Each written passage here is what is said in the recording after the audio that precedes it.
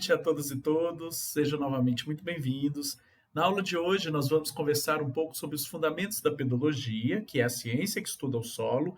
Especificamente falaremos sobre o que é o solo, como ele pode ser definido e alguns aspectos relacionados à sua formação, principalmente em relação aos fatores e processos associados à gênese do solo.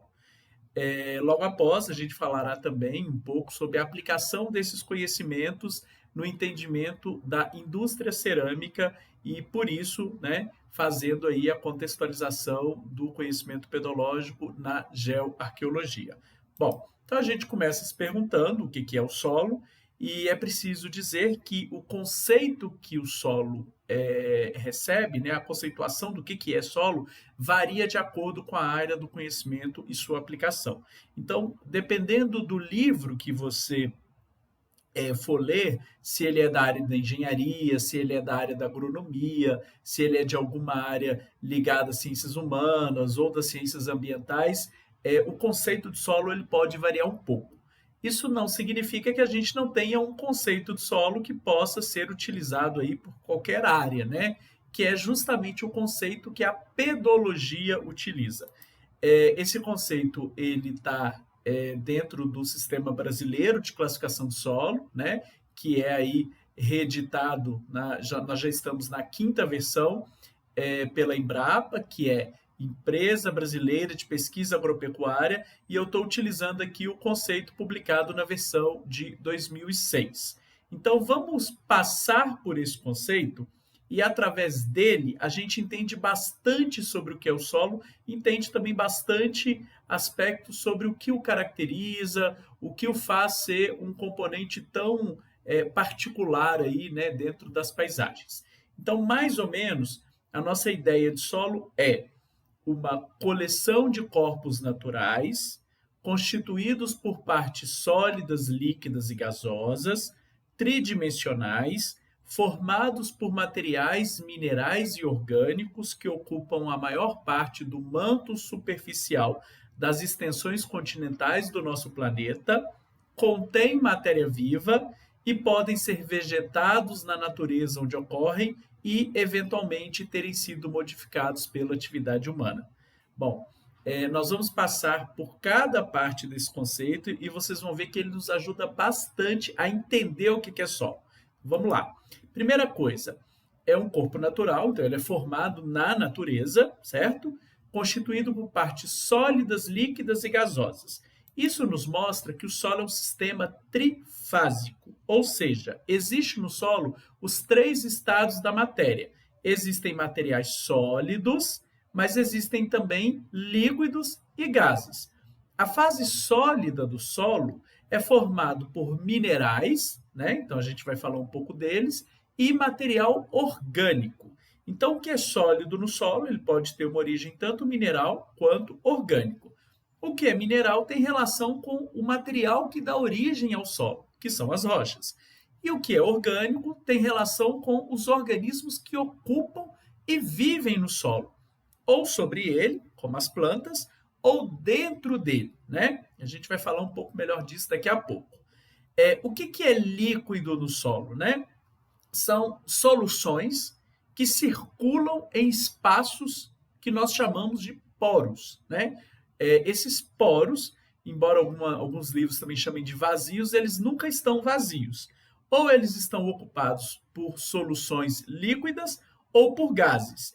Então, os líquidos que circulam nesses poros, eles nunca são água pura, porque a gente sempre tem elementos químicos dissolvidos nele, né? Que podem ser cátions e ânions. Lembrando que cátions são aqueles, né, com a valência positiva e ânions negativa. Os gases, né, eventualmente, se não tiver líquido dentro do poro, tem algum gás. E esse gás também tem uma composição.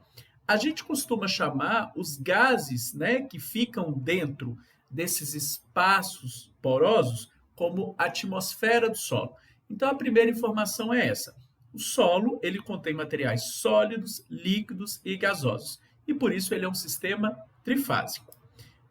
A gente pensando aí numa composição ideal de um solo, né? Então vocês estão vendo um solo aqui e as suas camadas, que nós chamamos de horizontes.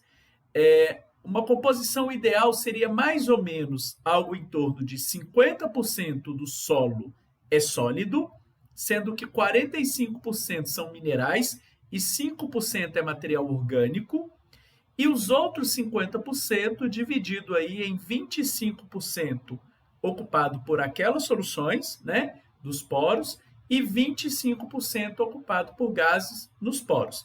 É claro que isso daqui pode variar. Você pode ter, por exemplo, numa área encharcada, num brejo, 100% dos poros podem estar ocupados por água. Ou, ao contrário, numa área muito seca, né, 100% ou quase 100% dos poros estarem ocupados por ar, tem muito pouca água. Mas, mais ou menos, essa seria a composição do solo, né, enquanto um sistema trifásico. A outra característica que o conceito nos dá é que ele é um corpo tridimensional. O que quer dizer isso? Quando eu olho para o solo, né, nos barrancos, aí, nos afloramentos, o que eu estou vendo é um corte que foi feito que me expõe a organização vertical desse solo.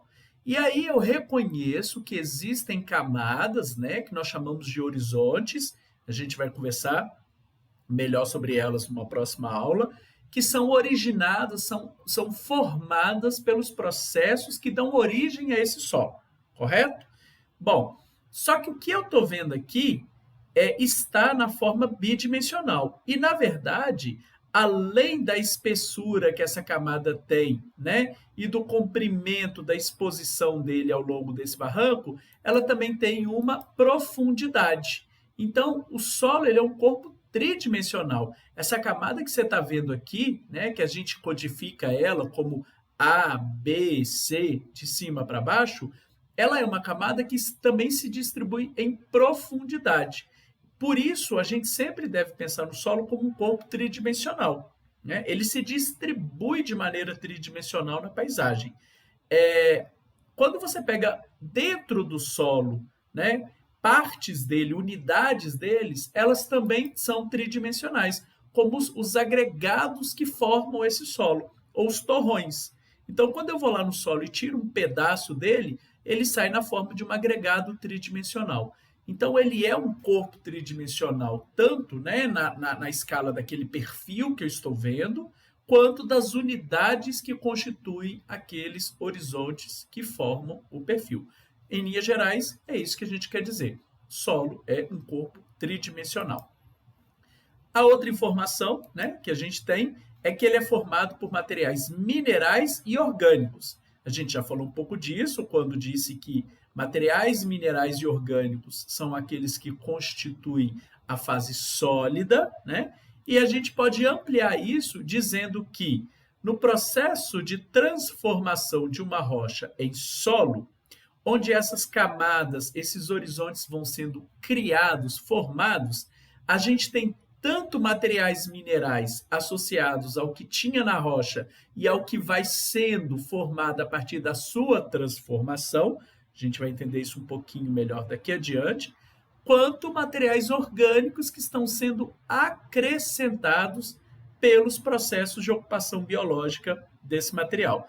Então, você tem fases minerais, materiais minerais, constituintes minerais, que são adicionados aí pelo material de origem dos solos, que são as rochas, né?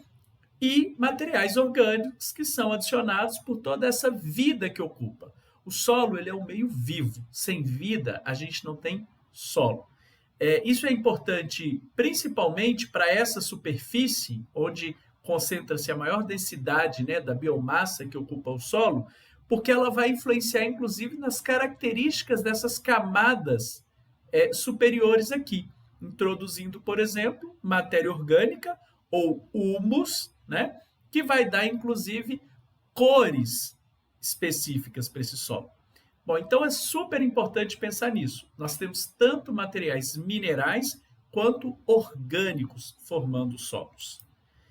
Outra característica que o conceito nos traz é que eles ocupam a maior parte do manto superficial do nosso planeta. Significa o quê? Que a gente tem algo que, dentro das superfícies expostas, né, dos continentes, e até mesmo em algumas áreas submersas mas porém rasas ainda, existe solo. Então ele se distribui ao longo de uma camada que nós chamamos de pedosfera. A gente tem a litosfera, como a camada de rochas, né? E a pedosfera, como a camada de solos que está sob a litosfera e que deriva, inclusive, da sua transformação aqui na superfície. Então, a pedosfera é a camada de solos que cobre aí quase todo o planeta. Ela pode até não ser contínua, né? Você pode ter interrupções, por exemplo, quando você tem mantos de gelo nas regiões polares, quando você tem afloramento da rocha fresca que não está, né, transformada em solo, mas em linhas gerais a pedosfera está presente em todos os continentes. Outro elemento que o conceito nos traz é esse de que o solo contém matéria viva e que resgata a mesma constatação que nós fizemos antes. Solo é um meio vivo. No solo, a vida, ele é o hábitat de diversos organismos. Então, se você considerar assim, um pequeno volume de solo, ali você tem milhões, bilhões de micro-organismos. Você tem organismos que vivem no solo que fazem parte aí do que nós chamamos de microfauna, mesofauna, macrofauna, né? Então, desde tatus até formigas, cupins, minhocas, é uma diversidade enorme, né? Então, a gente nunca pode pensar que o solo é um material apenas abiótico. O que é ser abiótico? É só ter material mineral que não tem vida. O solo é um meio biótico. Tanto é que a principal apropriação que nós fazemos do solo até hoje é fazer com que a vida surja a partir dele, né? Nós plantamos e as plantas que consumimos, né, que nascem a partir dos nutrientes que são obtidos nesses solos, da água que está nos poros desses solos, ela é que dá suporte a essa vida. Então nós temos fungos, temos bactérias, temos muitos micro-organismos, temos meso-organismos, né? Temos minhoca, cupim, uma diversidade até os macros. Então é muito importante pensar isso. O solo é um meio vivo e ele, sem a vida, ele não existe. Tá?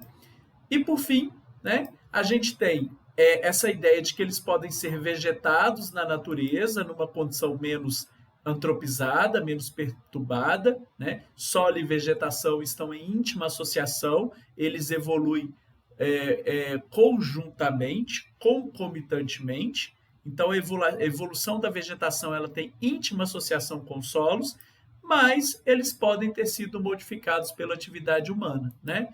Então, quando você olha para uma foto como essa, de vários pivôs centrais de plantação, né?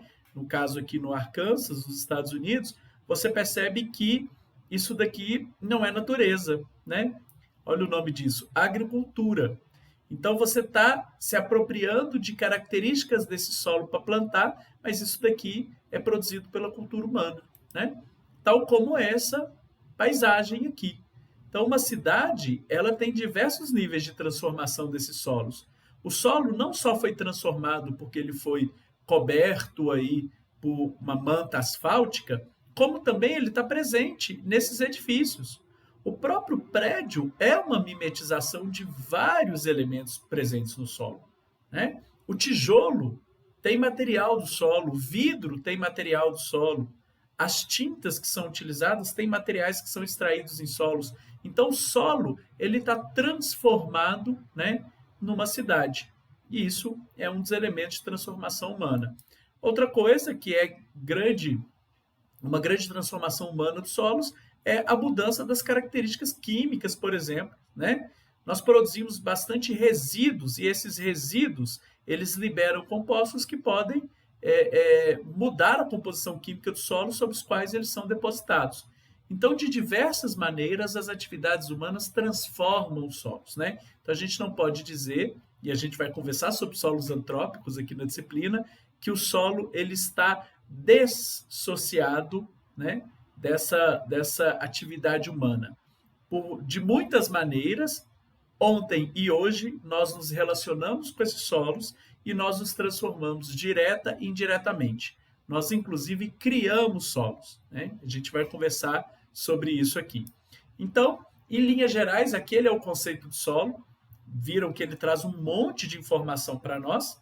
E nos resta pensar que estudar o solo pode ser sob diferentes perspectivas, estudar como ele surge, como ele evolui, como ele se caracteriza, né? Quais os principais atributos ou propriedades que ele tem, e até mesmo dar um nome para ele.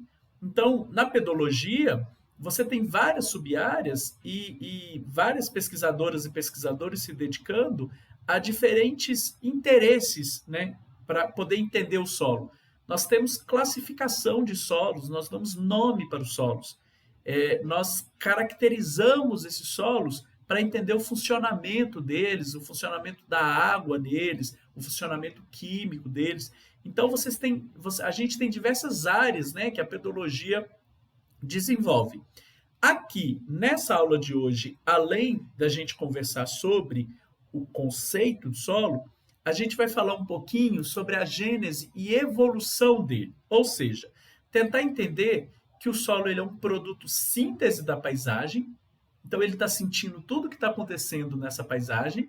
E isso já nos aproxima, né, de conversar muito sobre a utilização dele como um indicador de evolução dessa paisagem, mas também tentar entender quais são os principais processos que dão origem a ele e, na formação dele, alguns materiais que são tão importantes para essa apropriação humana e que são tão importantes para a gente entender o contexto que o solo assume, né, nos estudos geoarqueológicos.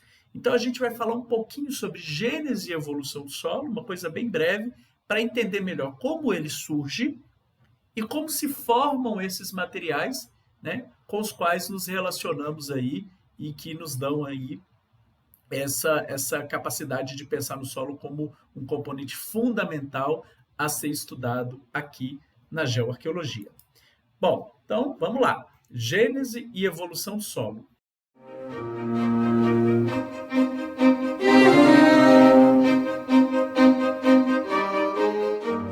Primeira coisa é a gente pensar que o solo é um produto síntese da paisagem. Por que isso, Fábio? Porque os fatores que atuam na formação do solo são os fatores que caracterizam essas paisagens, né? Então vamos lá. É como se eu estivesse pensando nos ingredientes. Assim, o que é necessário para formar um solo? A primeira coisa é que todo solo tem um material de origem. E o principal material de origem que nós temos são as rochas. Então a rocha é o material de origem dos solos. E através da transformação dessas rochas é que o solo vai ser formado. Que rochas? Aquelas que nós já falamos aqui. As rochas ígneas, as rochas metamórficas e as rochas sedimentares. Se a gente recordar, o ambiente em que essas rochas se formaram não é um ambiente superficial. São ambientes muito diferentes desse ambiente que nós vivemos aqui próximo à superfície, correto? Se isso é verdade, então quando uma rocha está exposta aqui na superfície, ela está enfrentando um contexto ambiental muito diferente do seu ambiente formador. Logo, ela tende a se transformar. E por quê? Porque todas as características desse ambiente levam a isso. Por exemplo, o clima, né? Se você pensar, como que é o clima que uma rocha está submetida na superfície terrestre? Nós temos vários tipos de climas. Nós temos áreas que os climas são glaciais e supergelados, climas temperados, climas tropicais, equatoriais, quente, úmido, seco.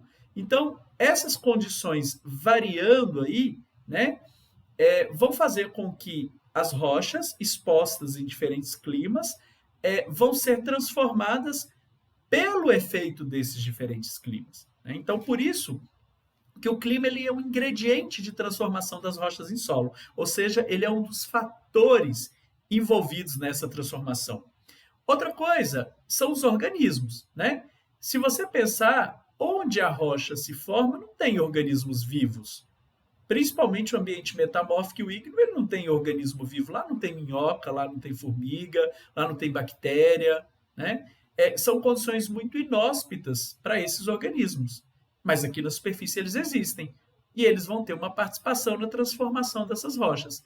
Então, clima e organismo, nós chamamos de fatores ativos, fatores dinâmicos, que vão atuar para que as rochas se transformem em solos na superfície. Além disso, nós temos um componente importante, um fator importante, que é o relevo. O que é o relevo? Né? Nós vamos ter um módulo exclusivo sobre o relevo. O relevo é a forma que a superfície tem. E, às vezes, essa forma é plana, às vezes ela é declivosa, às vezes eu estou numa superfície que é alta em relação ao nível do mar, às vezes ela é baixa. E tudo isso direciona muito a maneira como a água vai circular. E a água, como a gente vai ver daqui a pouco, é um agente muito importante de transformação da rocha em solo. Então, o relevo ele atua como um fator controlador, principalmente porque direciona os fluxos de água que vão interagir com essas rochas para transformá-las em solos. Tá? E tudo isso não vai se processar de hoje para amanhã, de amanhã para a semana que vem. A gente tem um tempo para que isso aconteça, né? É como se fosse um bolo. Eu tenho os ingredientes, e esses ingredientes são rocha, clima, organismos e relevo, mas eu não tenho um bolo pronto instantaneamente. Eu preciso de um tempo para ele assar, para ele ser feito, para ser preparado, depois para ele assar. Então, existe um tempo necessário para a gênese dos solos. Se a gente pensa, então, que uma rocha exposta na superfície será submetida a um determinado clima, determinados organismos vão colonizá-la, isso vai ter um controle do relevo para dizer para a gente como que vai ser o comportamento dos fluxos ao longo do tempo, a gente vai ter um solo. Né? Então, esses são o que nós chamamos de fatores de formação dos solos. Clima, organismo, rocha e relevo. E aí, naquele exemplo do bolo, é só a gente pensar, se eu variar algum ou alguns dos fatores, eu vou variar o tipo de bolo que eu vou ter lá no final. Então, se eu mudo, por exemplo, o tipo de farinha de trigo eu coloco farinha de aveia. Adoro dar exemplo com comida. Farinha de integral, né? O bolo, no final, ele vai ter alguma característica que reflete a variação de algum fator. Vamos imaginar se ao invés de assar esse bolo num forno, eu asse ele no micro-ondas. Né? Então, eu estou inserindo variações nos fatores, com certeza eu vou ter variação no produto final. Então, assim vai ser o solo. Tem vários tipos de rochas. Né? Então, elas por si só já influenciam de maneira diferente como será o solo originado a partir delas. Mas uma mesma rocha pode estar exposta em clima diferente. Uma coisa é uma rocha estar exposta num clima quente e úmido. Esse daí vai dar origem a solos bastante desenvolvidos. Outra coisa é ela estar num clima frio. As reações necessárias, químicas e físicas necessárias para fazer solos muito desenvolvidos, elas normalmente exigem que você tenha climas quentes e úmidos. Então, climas secos e frios dão solos rasos, solos pouco desenvolvidos. Né? Bom, em linhas gerais, o que a gente quer dizer aqui é isso. Os fatores de formação do solo controlam, né, a diversidade pedológica. E a atuação desses fatores, ela desencadeia um conjunto de processos. E são esses processos que transformam rochas em solos que a gente vai falar a partir de agora. O primeiro processo é o intemperismo. Né? O que significa intemperismo? Intemperismo é uma situação de desequilíbrio que a rocha é submetida, a qual a rocha é submetida quando exposta na superfície. Então, ela está longe do seu ambiente de formação. Logo, ela vai se transformar em um novo material, ajustado a essas condições superficiais. Esse material é o solo. E isso vai gerar um desequilíbrio, tanto de ordem física quanto química, que vai criar novos materiais. Então, é óbvio que a rocha, né, o que um solo tem de material mineral, por exemplo, tem relação com o que tinha na rocha. Mas não é a mesma coisa. É como se eu dissesse que o que vai ter no solo é derivado da transformação do que tinha na rocha, então tem uma relação, mas um novo material se forma, correto? Novos minerais são gerados a partir da transformação dos minerais que tinham na rocha. Minerais esses adaptados a essa situação nova, que é a situação de superfície. Então, intemperismo, em linhas gerais, a gente pode entender como um conjunto de processos que vão levar a essa instabilidade física e química e que vão gerar um novo material a partir da transformação da rocha. O outro conjunto de processos que nós temos é a própria pedogênese, né? O que acontece? O intemperismo vai gerar um material.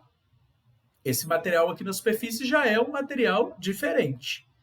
Mas esse material não vai ficar inativo, ele não vai ficar sem ter transformações associadas a outros fatores, como, por exemplo, os organismos que vão colonizar esse material. É muito mais fácil uma formiga escavar um material da rocha intemperizado, né, que é um material mais solto, como nós veremos, mais friável, do que uma formiga escavar uma rocha dura, correto? Uma rocha firme. Aí você pensa, o fato da formiga estar escavando traz alguma diferenciação esse material? Obviamente que sim, porque a formiga vai misturar coisas que eventualmente não estavam misturadas antes. O que eu estou querendo dizer é que o intemperismo ele produz um material que nós chamamos de saprolito, rocha podre, então ele apodrece a rocha, ele transforma ela numa coisa mais friável, mais solta, mas aí vem os outros agentes, e por isso a importância dos organismos, né, que habitam esse solo, e criam novas organizações. Essas organizações levam a mudanças de cores, a mudanças na forma como aquilo se organiza em estruturas, né? E em nível macroscópico, a nível do olho nu, criam até camadas diferentes, que são esses horizontes que nós vamos conversar sobre eles, né, na próxima aula. Então, a pedogênese é essa diferenciação desse material podre, de rocha podre, saprolito, lito rocha, sapro de podre, que vai criar essa nova organização, que é a organização que nós vemos do solo aqui na superfície. Então, o intemperismo pega a rocha, transforma ela em saprolito, vem aí os agentes pedogenéticos, principalmente os biológicos, né, e criam essas novas organizações. Bom, intemperismo e pedogênese são os dois processos principais. A gente vai conversar um pouquinho sobre os dois. Hoje, mais sobre o intemperismo, e na próxima aula, quando a gente estiver falando da formação dos horizontes, um pouco mais sobre a pedogênese.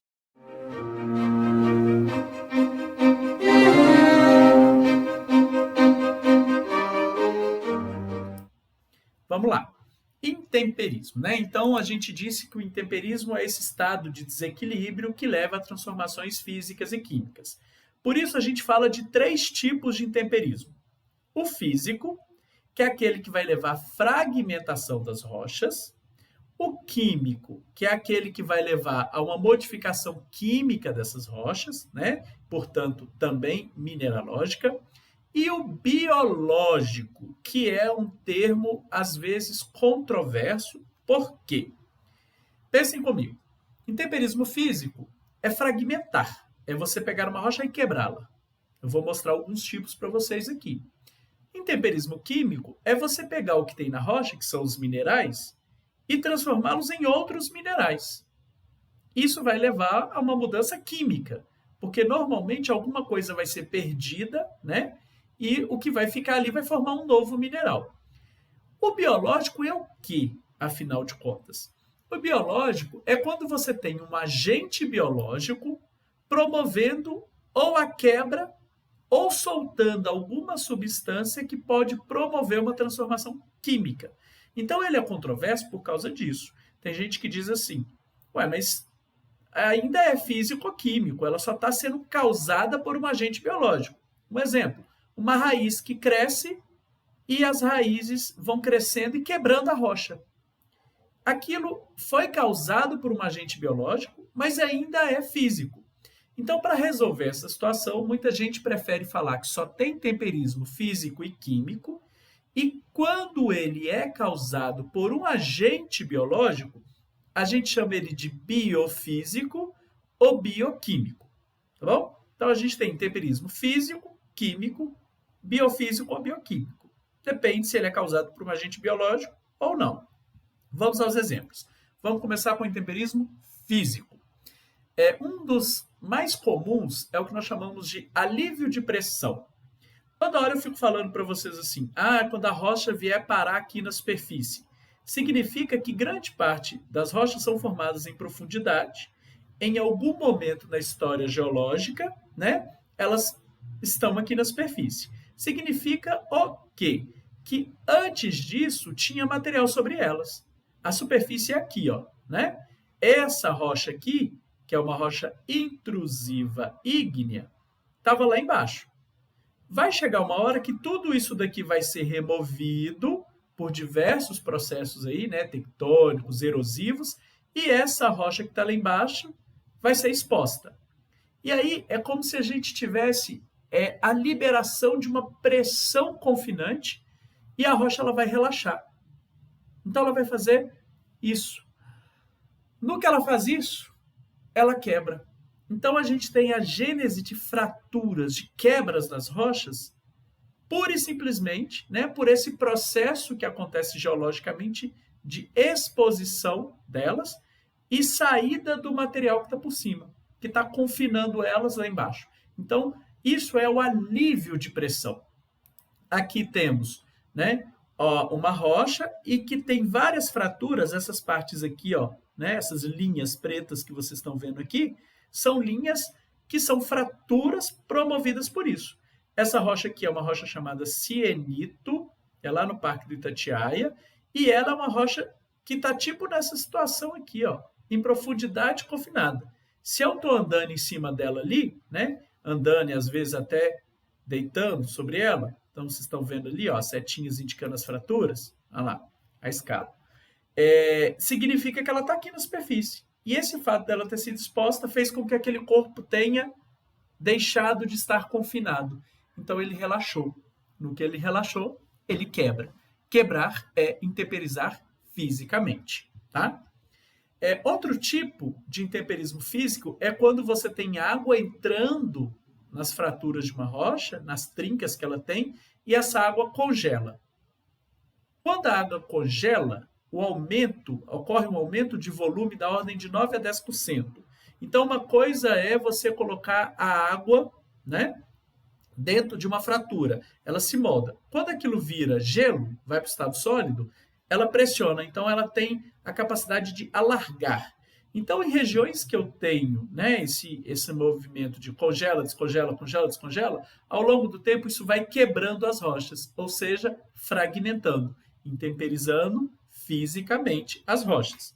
É só a gente pensar em colocar uma garrafa de cerveja, de algum líquido, na geladeira, no congelador, ele congela, o que acontece com a garrafa? Ela estoura, né? Então, esse é o intemperismo físico promovido pelo congelamento da água. Às vezes, esse processo também acontece com a cristalização de sais. Entra uma água muito salgada, cheia de elementos químicos dissolvidos na fratura, a água evapora, fica o sal, forma um sal. Ele precipita, ele cristaliza um sal. O sal começa a pressionar as bordas, né? E aí você tem ampliação da fratura. Na Antártica é muito comum a gente ter isso. Vou mostrar uma foto para vocês. Olha aqui o processo de crioclastia. Crio é gelo, clastia é pedaço.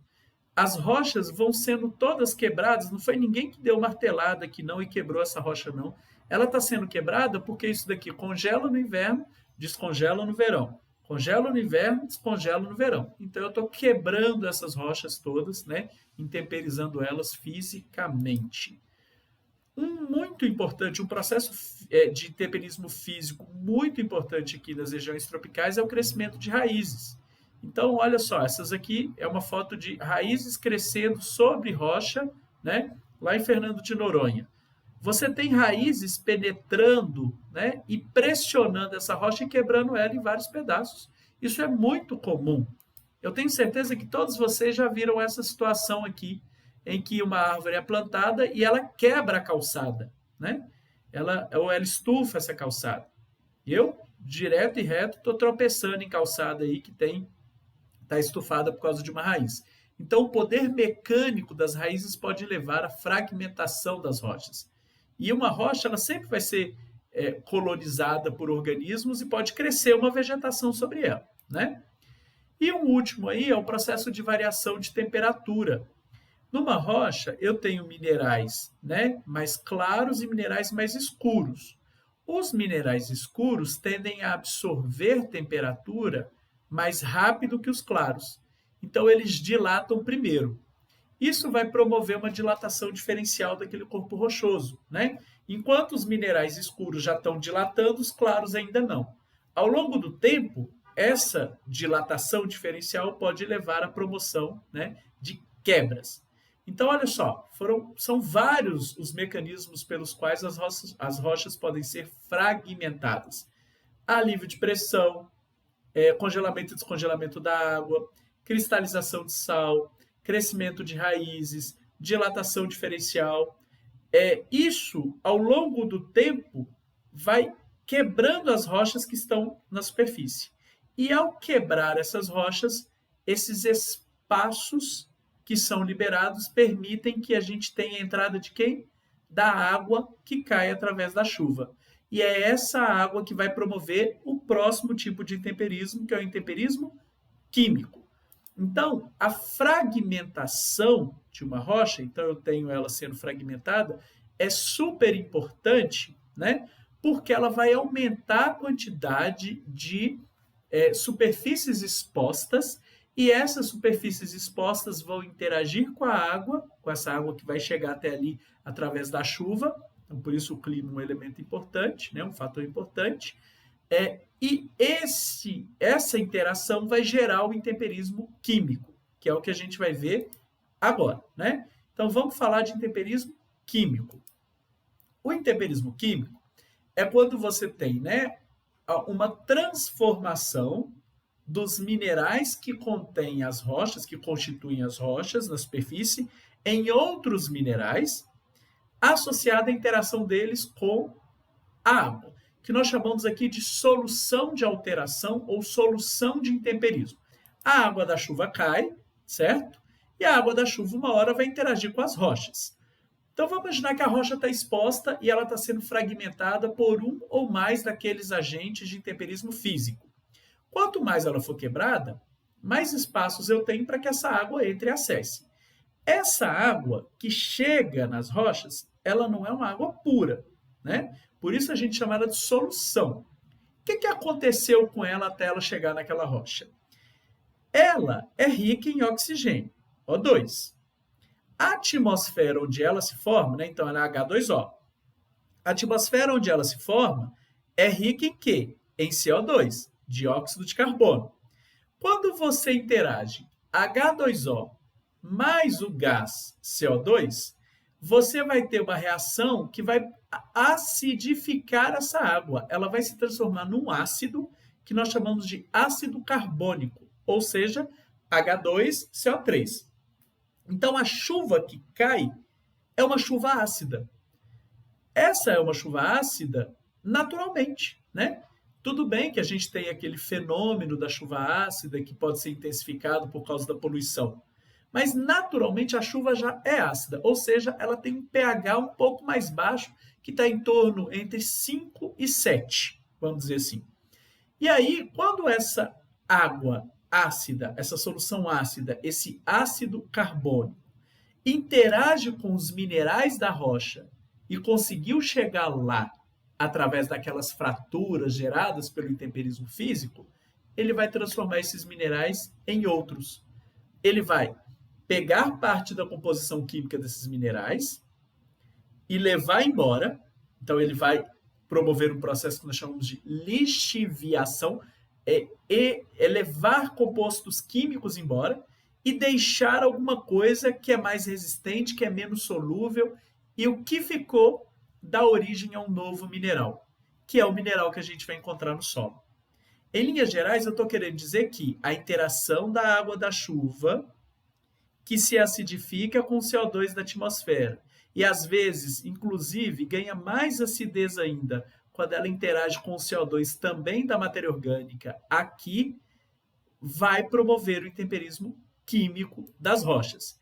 E a reação que acontece é essa.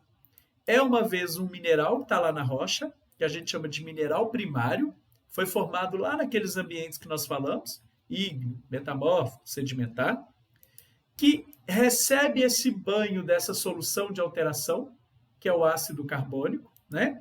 Em geral, o pH entre 5 e 9, normalmente aqui nas regiões tropicais, essa é a faixa, mas principalmente entre 5 e 7. E o que ele vai dar origem é um mineral secundário, então ele vai transformar aquele mineral em outro, ele vai promover uma transformação mineralógica, sempre através do que nós chamamos de neoformação ou de transformação, então algo novo será gerado, liberando uma solução de lixiviação, né? O que é essa solução de lixiviação? Toda a água que passa, interage com o mineral, leva alguma coisa, algum elemento químico. E alguns elementos químicos são muito móveis, né? Eles não ficam. A água sempre consegue tirar aquilo e levar embora. Por isso que aquilo que fica tem que se reorganizar e formar outra coisa, né? O que geralmente vai embora? Cálcio, sódio, potássio e magnésio. Esses vão embora. Olha só, a chuva cai, passa pelas rochas, está transformando elas, né? E levando, essa água está passando por ali, levando esses elementos químicos. Ela chega, em primeira instância, em quem? Nos rios. Quando a gente pega a água do rio, ela é salgada? A gente sente um gosto salgado nela? Não. Por isso a gente chama ela de água doce. Mas ela é o que nós chamamos de água mineral. Por que a gente chama de água mineral? Porque ela tem elementos químicos dissolvidos, né? Inclusive a gente invasa e consome essas águas. Ah, essa água mineral aqui ela é boa porque ela tem magnésio. Ah, essa água mineral aqui ela é boa porque ela tem cálcio. De onde que ela tirou isso? Lá do intemperismo que ela está promovendo das rochas. Então, em primeira instância, a água passa pelas rochas, é água ácida, é ácido carbônico, né? H2CO3, interage com o mineral, leva alguma coisa e deixa alguma coisa. Aquilo que ficou vai formar o mineral secundário, como a gente vai ver, né? Alguns principais. Aquilo que está saindo está levando alguns elementos químicos. No rio, nós não temos tantos elementos químicos assim a ponto de mudar o sabor da água. Então a gente ainda chama de água doce. Mas um monte de rio chegando junto com um monte de elemento químico no oceano vai acumular um monte, né, desses elementos químicos e vai começar a formar sal. Então a gente vai ter água salgada. Então, na verdade, o oceano ele está recebendo quem? Todas essas soluções de lixiviação que estão drenando aí dos rios, que estão passando pelas rochas e que estão intemperizando elas quimicamente. Em linhas gerais, nesse processo de transformação da rocha em solo, o solo vai ter novos minerais formados a partir, né, dessas reações de intemperismo. E aí eu vou mostrar para vocês um tipo que é muito comum, né, que a gente encontra bastante aqui nos nossos solos. Então, primeira coisa, gotas de água da chuva interagindo com CO2 e virando chuva ácida. Então, é um ácido que vai corroer o mineral quando ele chegar lá. Ah, se pingar na gente, corrói a nossa pele? Não, porque é um ácido fraco, né? Então, tá aqui, H2CO3. Chegou na rocha, interagiu com os minerais da rocha. A rocha tem vários tipos de minerais. Então, para saber se esse mineral vai ser mais facilmente ou menos facilmente intemperizado, transformado em outro mineral, né, por causa dessa água ácida, depende de quem ele é. O mineral mais resistente de todos é quem? O quartzo. Então, por isso que os outros minerais vão sendo intemperizados e o quartzo vai ficando, vai ficando, vai ficando. Isso explica a gente ter tanto quartzo, inclusive acumulado na areia da praia, né? Porque ele é resistente, ele não é transformado em nenhum mineral secundário. Ele fica do jeito que ele era quando ele foi formado mesmo. Mas outros são transformados em minerais secundários. Então está aqui um tipo de mineral primário, que estava lá no granito, por exemplo, né? Que é um feldspato. O feldspato recebeu a água ácida, o que vai acontecer com ele? Vai ser transformado no mineral secundário, que é a caulinita. Então, a caulinita é um mineral secundário derivado da transformação de um feldspato, nesse caso aqui, né? E ela, olha a composição dela, como é diferente. Então, o que, que tem na caulinita? Tem alumínio, silício, oxigênio e hidrogênio. De onde vem isso? Do feldspato, né? O feldspato tem silício, tá aqui, tem alumínio, tá aqui, tem oxigênio, tá aqui, e esse hidrogênio vem de quem? Da água que interagiu com isso. E observem que essa seta indica, então, que a caulinita, que nós vamos falar dela daqui a pouquinho, né? Ela é um argilo-mineral, foi derivada da transformação desse feldspato. Mas observem que tem uma setinha saindo aqui, ó, que na caulinita não tem potássio, por exemplo, como tem no feldspato. Cadê o potássio? Por que ele não está fazendo parte da caulinita? Porque ele está indo embora na solução de lixiviação. Vai para o rio, do rio vai para o oceano, correto? Então, em linhas gerais, esse é o processo de intemperismo químico que pega os minerais da rocha e transforma em outros minerais. Por isso é que uma rocha vira o solo. E no solo nós vamos achar caulinita. Se o solo está bem desenvolvido, ele não tem mais feldspato nenhum. Já foi tudo transformado em caulinita. Nesse exemplo que a gente está vendo aqui. Aí a rocha se transforma em solo, né? Então eu tenho uma rocha fresca, como vocês estão vendo aqui embaixo, né? Mas ela se transforma num material diferente. Esse material diferente é o produto do intemperismo físico e químico.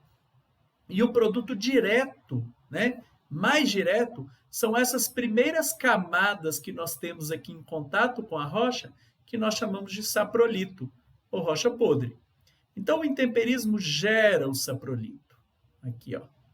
Depois vai vir aquele conjunto de agentes, que nós vamos tratar na próxima aula, e vai pegar o saprolito e criar, a partir dele, novas camadas, novas organizações, que nós vamos chamar de solum, com horizontes A e B. Se eu junto tudo isso, né, saprolito mais solum é o solo. Nesse exemplo aqui tem uma rocha, aqui ela está podre. Ó. Você bater o martelo aqui é duro, está fresco, você vai quebrar pedaços. Se você bater o martelo aqui, vai esfarelar tudo. A rocha já está podre. Depois vai vir o que a gente ainda vai ver na próxima aula e vai transformar este material aqui nisso daqui. Ó. Olha aí um exemplo. A rocha, eu não estou nem vendo ela está lá para baixo. Olha a espessura disso, né? A gente tem essa banca de revista aqui como escala. Isso é um barranco enorme. Então, os nossos solos de regiões quentes e úmidas são muito profundos, porque o processo de transformação da rocha em sólido ele vai lá em grandes profundidades, porque a gente tem muita água, a água entra em grandes profundidades e ela está lá, ela está avançando, né? Está transformando aquela rocha em solo em grandes profundidades. A gente está vendo o solo já pronto aqui na superfície. Se eu cavar aqui, eu vou chegar na rocha uma hora. O que eu estou vendo aqui é o saprolito dela, ela podre, né? E o que eu estou vendo aqui em cima é o solum, né? Ou seja, os horizontes superficiais derivados da transformação pedogenética disso daqui. Então, rocha virou esse saprolito, o saprolito virou o solum. E aí, a gente pode começar a tentar estabelecer, a partir de agora, então, um dos possíveis links entre todo esse conhecimento, né, essas informações de como o solo é, de como ele se forma, e alguns interesses que temos dentro da geoarqueologia. E um desses links que a gente pode fazer é com a indústria cerâmica, né? Por quê? Porque ao produzir cerâmica, né, no contexto arqueológico e também no contexto atual, o que nós fazemos, o que os grupos humanos estão fazendo, é se apropriar desses solos, considerando que são eles as fontes, né, de matéria-prima para essas cerâmicas, e dentro disso interagir com os produtos desse intemperismo. Então, os constituintes sólidos do solo, né, principalmente aqueles minerais, eles é que vão ter as propriedades que vão fazer com que o solo possa ser moldado e possa ser transformado em cerâmica. Então, vamos conversar um pouco sobre a indústria cerâmica, vamos conversar um pouco sobre as matérias-primas, né, o solo como uma matéria-prima, e vamos tentar entender o que tem no solo que permite essa apropriação dele por esses grupos humanos no contexto dessa indústria. Vamos lá.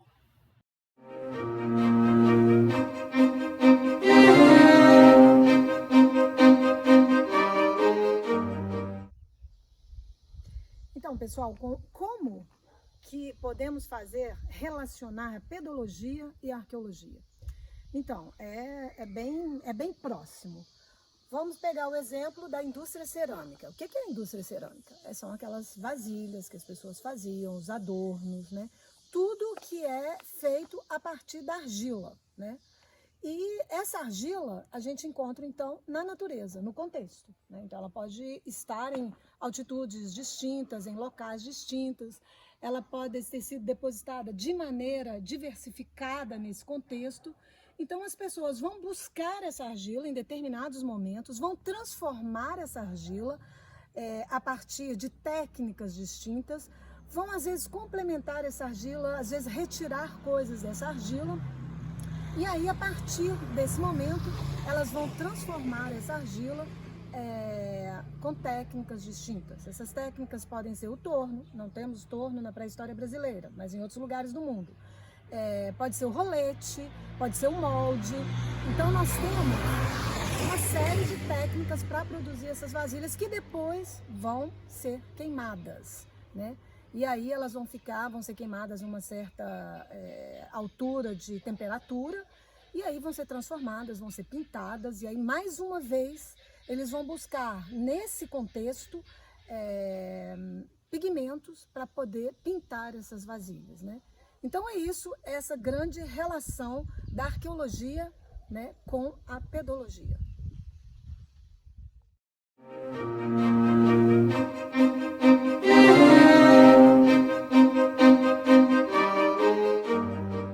A primeira pergunta que a gente se faz é por que o solo pode ser utilizado para a fabricação de cerâmica? Em outras palavras, por que o solo representa a matéria-prima para esse fim?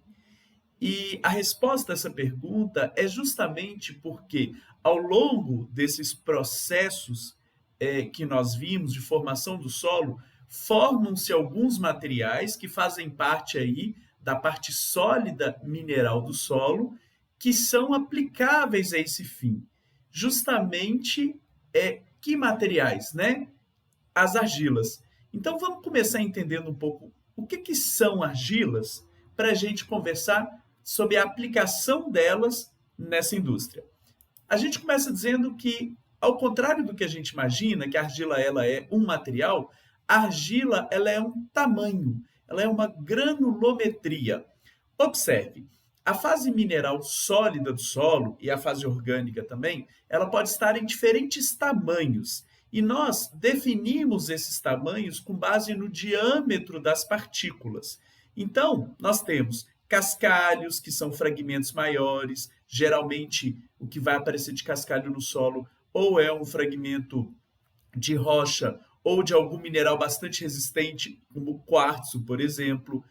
Depois nós temos fragmentos no tamanho areia, né, que a gente divide em areia grossa e areia fina, que está ali próximo de 2 milímetros de diâmetro. Depois vem o silt e depois vem a argila. A argila é a partícula mais fina que nós temos nos solos. E no tamanho argila, nós podemos ter diferentes tipos de minerais. Então, existem vários possíveis minerais que podem ocorrer nesses solos no tamanho argila. Qual tamanho é esse? É um tamanho em que a partícula tem um diâmetro menor que 0,002 milímetros ou 2 micrômetros, né? Na transformação de milímetro para micrômetro. Vamos fazer um exercício. Pensa numa régua. Agora pensa em 1 milímetro da régua. Agora tenta imaginar meio milímetro. Agora imagine 0,002 milímetros.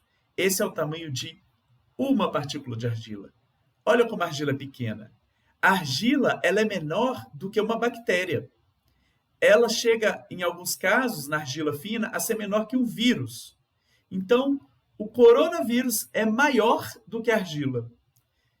Se a gente não vê uma bactéria, se a gente não vê um vírus, então a gente também não vê a argila.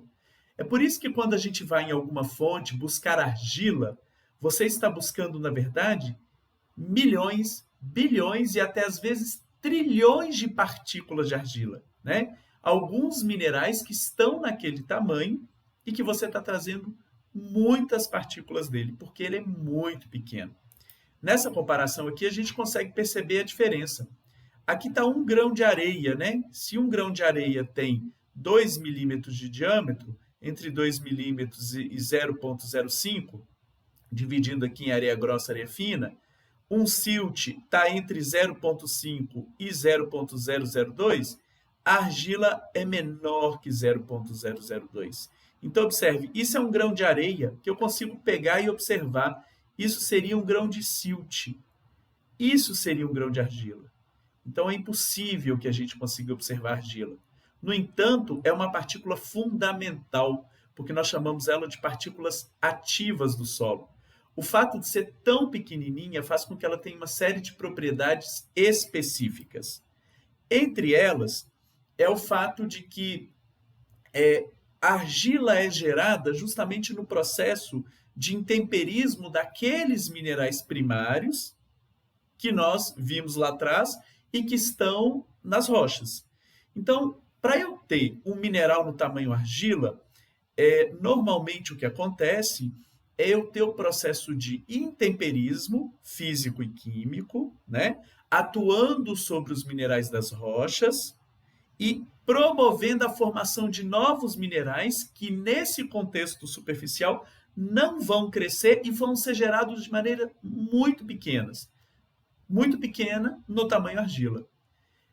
Isso é muito interessante, porque aqueles processos de intemperismo que nós estudamos agora, eles é que explicam a origem de minerais nesse tamanho argila, nos solos. E por que os solos é cheio, né, de argila, então? É óbvio que não vai ter só argila no solo. Você também vai ter minerais que estão no tamanho areia, como aqueles que resistem mais ao intemperismo, né? O quartzo é o melhor exemplo. A maior parte do que a gente encontra na fração areia é quartzo. Agora, quais então vão ser os minerais que vão estar no tamanho argila? A gente tem uma diversidade, né? Então tem argila de vários tipos. E a gente pode pensar em 2 grandes grupos. Um grupo que é formado por argilas que contêm ferro e, portanto, estão associadas ao intemperismo de minerais que também continham ferro. Imagina, se o mineral primário não tem ferro, como é que o mineral secundário formado no tamanho argila vai ter ferro? Então, tem uma ligação muito grande entre o mineral primário que está na rocha e o produto secundário que vai ser formado e que vai estar no solo. E um outro grupo, né, que é o grupo que contém uma associação entre silício e alumínio. Esse segundo grupo nos interessa bastante para essa questão da cerâmica. E a esse grupo nós damos o nome de argilominerais. Vamos falar um pouquinho melhor sobre eles.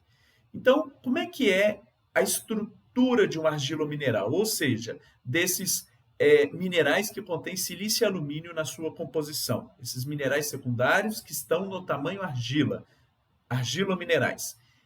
Primeira coisa é que eles são filosilicatos.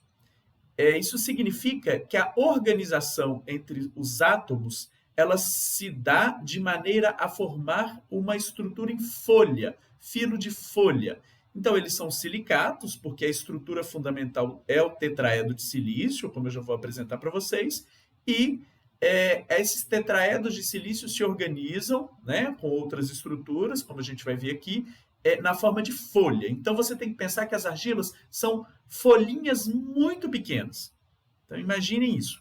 Pedacinhos de folhas, como se fossem pedacinhos de folha de papel muito pequenas. O que é o tetraedro de sílica, né? É um silício ligado a 4 oxigênios. E na medida em que esse oxigênio tem 2 cargas negativas para oferecer para este silício que tem 4 cargas positivas, todos esses silícios estarão aqui oferecendo apenas aproximadamente 1 carga. Então, está sobrando carga negativa, né? Significa que esse silício aqui poderá se ligar, esse oxigênio aqui poderá se ligar a um outro silício aqui. Então, os tetraedros vão se emparelhando, né? Eles vão eles vão se formando conjuntamente. Um silício divide oxigênio com outro silício de outro tetraedro. E aí você vai montando uma rede na forma dessa folha, que é uma lâmina tetraedral. Então, uma lâmina tetraedral é uma rede de compartilhamentos de tetraedro de silício na forma de uma folha.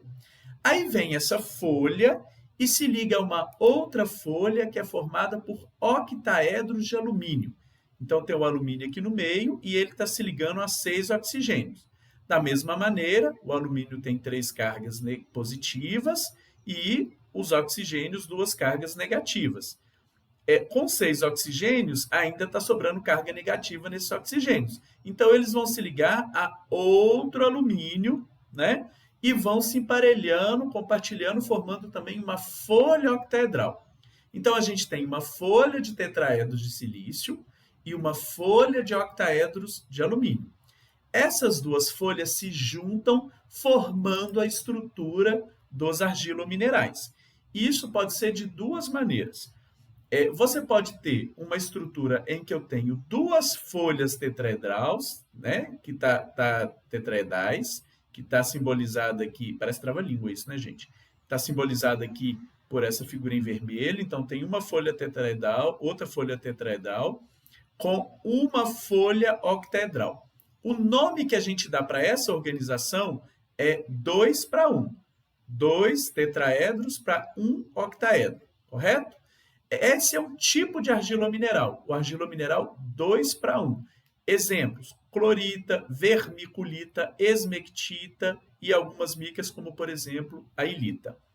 O outro tipo de argilomineral que nós temos, em função dessa organização entre essas folhas, é o 1 para 1, em que eu só tenho uma folha tetraedral para uma folha octaedral. O tipo principal que nós temos, o de maior ocorrência, é a caulinita, também ocorrendo aí uma outra que é a loisita. Então, observe que só entre os argilominerais, né? A gente nem está falando daquelas argilas que têm ferro, nós estamos falando só entre os argilominerais, que tem silício e alumínio. Nós temos dois tipos, 2 para 1 e 1 para 1. E por que isso é tão importante, né, para esta questão da cerâmica? Justamente porque o fato deles serem filosilicatos vai fazer com que esse material manifeste uma propriedade fundamental que outros, né, não têm. Então, tem duas razões iniciais: ele ser filosilicato e ele ser tão pequeno para justificar essa propriedade, né? O que eu estou querendo dizer? Quando você pressiona trilhões, milhões de folhinhas minúsculas, a tendência é que elas se arranjem e se organizem em relação umas às outras. Então, essa pressão exercida sobre esse material vai fazer com que ele manifeste uma propriedade, né, que é a propriedade que lhe permite ser moldado, ou seja, a sua plasticidade. Então, as argilas, ao contrário do silt, da areia, do cascalho, elas são plásticas. Se você pegar grãos de areia e pressionar uns nos outros, né, geralmente, primeiro que eles não são filosilicatos. Então, não são folhinhas que vão se organizar. Você pode até ter algum filosilicato no tamanho areia, mas aí o problema já é o tamanho. Ele é grande demais, né? Então, esse tamanho grande demais, 2 milímetros de diâmetro, ele não vai se organizar um em relação ao outro e ficar naquela forma que você deu a ele. Então, a única partícula que nós temos que manifesta a plasticidade e que pode ser moldada é a argila. É óbvio que o solo não é só argila, o solo também tem silt, o solo também tem areia, ele também tem minerais que estão nesses outros tamanhos. Então, numa cerâmica, não tem só argila, ela também tem outras partículas, mas ela tem mais argila em maior quantidade, e aí a argila manifestando a sua plasticidade, as outras partículas são levadas juntas.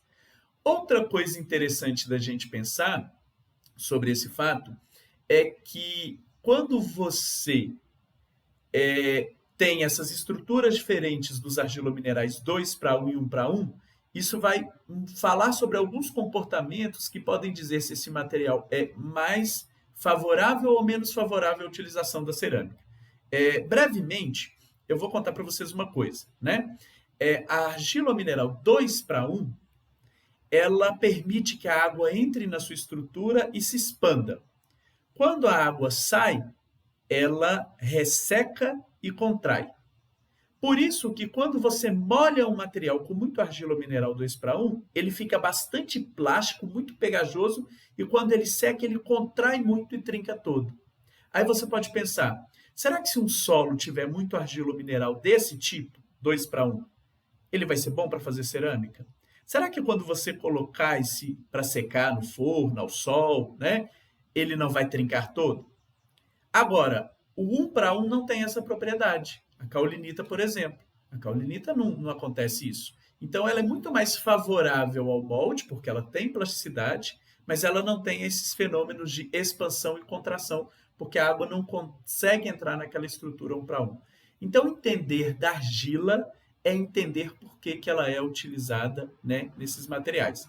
E agora a gente vai falar um pouco sobre as cerâmicas e as fontes, né, o solo como uma fonte de argila em diferentes posições da paisagem e, portanto, o solo como uma fonte de matéria-prima para a indústria cerâmica.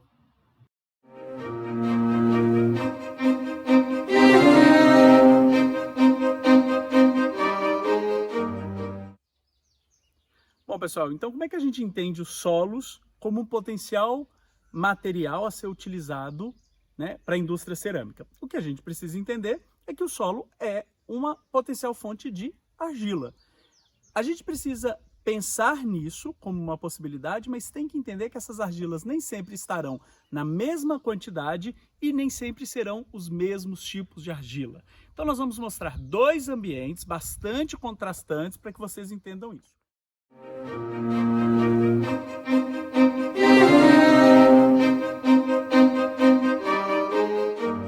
Esse daqui é um ambiente da parte alta da paisagem. Então eu tenho uma circulação eficiente da água. A água que entra dentro desse solo, ela eficientemente é escoada e esses poros vão sendo substituídos por ar. Então às vezes você tem ar, às vezes você tem água. Isso cria um ambiente de oxidação. Por causa disso, todo o ferro presente aqui vai estar principalmente na forma de óxidos e hidróxidos. São esses óxidos e hidróxidos que vão dar cor para esse solo, essa cor vermelha que você está vendo, às vezes ele é mais amarelado, né? Então, esse é um tipo de argila que vai estar presente. Além dessa, obviamente, a gente vai ter outras, como a caulinita, etc, etc. Então... É a vassoura, é a vassoura, é a vassoura. Não, grava isso, grava isso. Bom, pessoal, no meio da aula tá passando o carro da vassoura, escutem.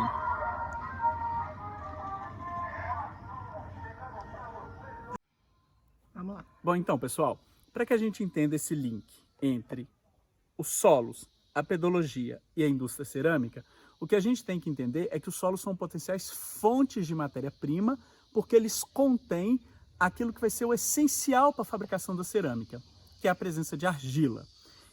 Eu vou mostrar dois ambientes bem contrastantes para que vocês entendam que a gente não pode pensar só na presença, mas tem que entender também a quantidade e o tipo de argila presente. Então, nesse solo, por exemplo, que vocês estão vendo aqui, é um solo desenvolvido diretamente a partir da rocha e que está localizado numa posição mais alta da paisagem.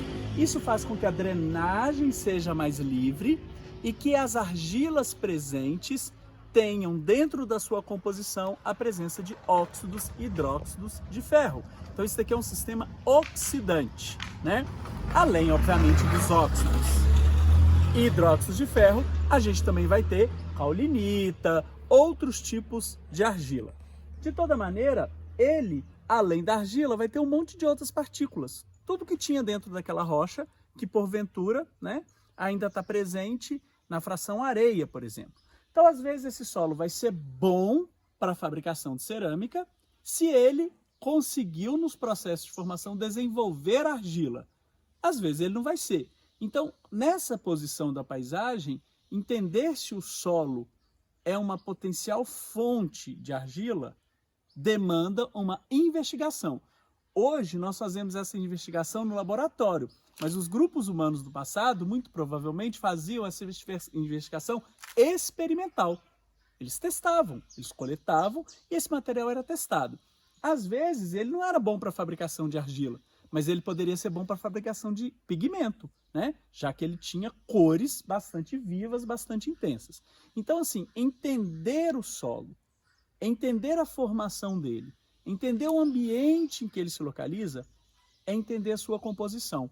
E essa composição é que vai dizer para a gente sobre as reais potencialidades do uso desse solo para a fabricação de cerâmica.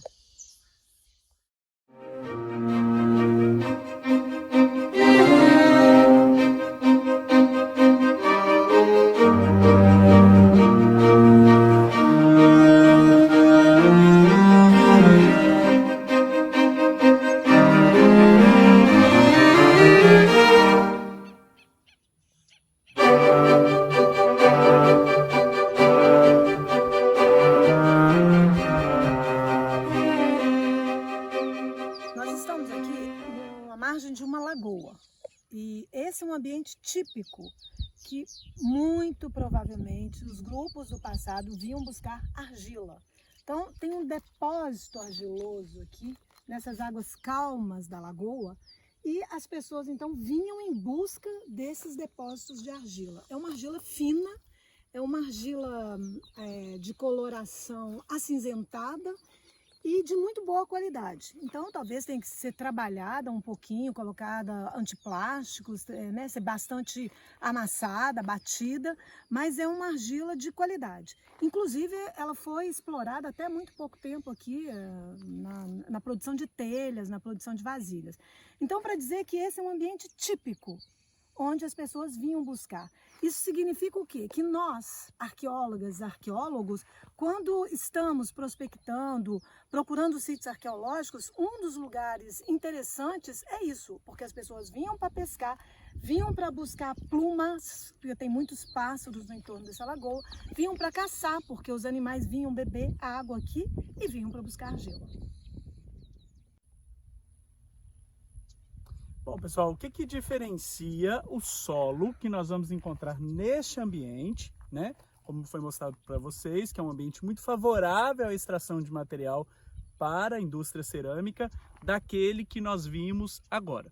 A primeira coisa que a gente tem que pensar é o seguinte: aqui nós não temos necessariamente os solos desenvolvidos diretamente das rochas.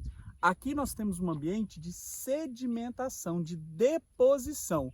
E essa deposição, por exemplo, num ambiente como esse, de águas calmas, né, que nós chamamos de ambiente lêntico, esse ambiente de lagoa, ela privilegia a deposição de partículas finas. Então nós vamos ter solos desenvolvidos sobre materiais que acumulam argila. Então quando eu comparo o que eu vou encontrar aqui com o que eu encontro lá em cima, naquele outro ponto que a gente acabou de ver, a primeira diferença é essa: a tendência é que eu tenha mais argila aqui do que lá em cima. O outro ponto é que esse é um ambiente que nós conhecemos como ambiente hidromórfico. O que é isso? O nível freático está muito próximo da superfície. É uma posição mais baixa da paisagem. Então, quando você tem na estação chuvosa o aumento, a elevação desse nível, ele aflora. E aflorando, ele vai criar esse aspecto pantanoso em que os solos vão ficar alagados. Solos alagados começam a ter reações de redução.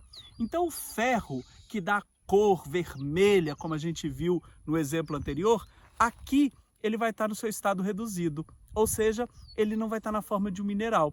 Então ele vai estar solúvel em água, mas não vai estar dando cor. Por isso os solos são claros, são acinzentados, esbranquiçados e às vezes tem um pouco de matéria orgânica trazendo a cor preta.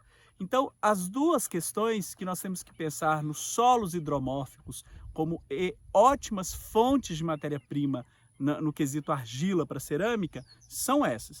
o ambiente sedimentar acumulador e o fato da gente ter um ambiente hidromórfico.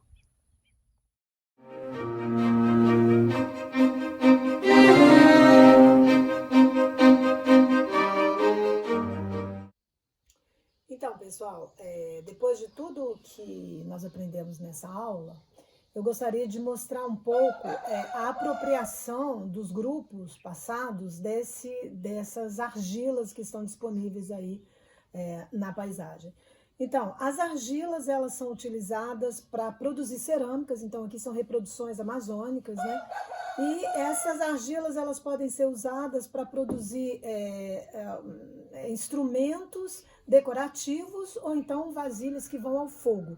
Para isso, eles vão buscar argilas distintas e vão dar tratamentos distintos a essas argilas. Então, também os pigmentos, como a gente pode ver aqui, que foram utilizados na pintura. Então, aqui a gente tem um engorro, um banho, né, claro, e pinturas com um pigmento vermelho. Aqui, nessa outra, a mesma coisa. Então, nós temos aqui cores distintas, né, que foram utilizadas a partir de pigmentos e de argilas distintas. É importante também saber que os grupos, eles utilizavam técnicas distintas para produzir as vasilhas, ou os objetos de uma maneira geral. Então, podia ser rolete, podia ser molde. Então, nós não temos o torno no Brasil, mas em outros lugares do mundo tem o torno também. Para dizer que a argila que eles vão buscar nesse espaço, ela fala também, além de falar de técnicas, de como as pessoas produziam as coisas, das escolhas, elas falam também da dimensão do território, né? Certamente uma argila de boa qualidade para produzir um determinado instrumento poderia ter gerado, vamos dizer assim, um trabalho muito grande de ir buscar essa argila, às vezes a quilômetros de distância, né? E tem que saber também que a argila ela é buscada, vamos dizer, ela é procurada num determinado período do ano, né? Então, muito provavelmente fora da chuva. Depois, esses instrumentos, esses objetos vão ser trabalhados, né? E vão ser queimados. E aí, mais uma vez, essa queima tem que ser um determinado período do ano, né? Não pode ser durante a chuva, porque eram queimas a céu aberto. Isso para dizer que a gente pode, com o estudo das argilas e dos objetos que foram produzidos com ela, entender até qual período a gente pode, os grupos passados produziram essas peças. Isso depende muito do tamanho das peças, né? Então, grandes urnas vão ser produzidas a céu aberto e tem que ser num determinado período do ano. Bom, isso é só um exemplo para dizer um pouquinho de tudo que a gente pode observar a partir de uma produção da indústria cerâmica.